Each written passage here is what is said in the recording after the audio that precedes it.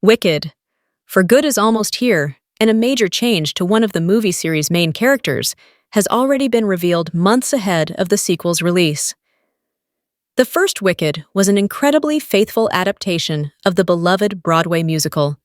And while the upcoming sequel will still be incredibly faithful, at least one character will be undergoing a lot of changes in the follow-up. The first Wicked was one of the biggest movies of 2024, with it acting as a prequel to the Wizard of Oz franchise that follows Elphaba, the magical university student who eventually turns into the Wicked Witch of the West.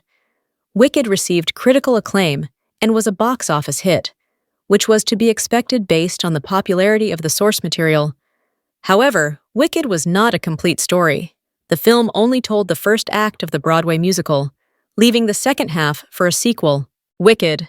For Good will cover the second act of Wicked, bringing the story from the midpoint where Elphaba sings Defying Gravity all the way to the end of the Wizard of Oz story. Interestingly, Elphaba's sister Nessarose will be changed in some interesting ways when compared to the original Broadway musical. At the end of the first Wicked, Nessarose's father dies, setting her up to become the eminent Throp of Munchkinland. However, she becomes increasingly authoritarian as her rule continues. In the Broadway play, Elphaba eventually visits Nessarose. When using her magic to fix Nessarose's shoes, Nessarose is actually given the ability to walk.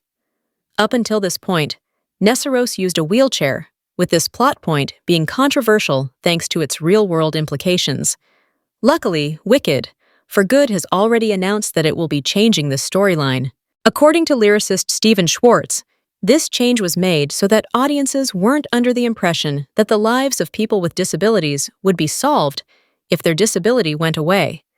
So, this change is a way for Wicked, For Good, to be respectful and still find a way to tell our story. However, this isn't the only change that Nessarose is getting. Schwartz also confirmed that a character who is romantically interested in Nessarose is being added to the film. However, Nessarose completely ignores him, illustrating how her obsession with Bach will eventually lead to things getting worse throughout the story of Wicked, For Good.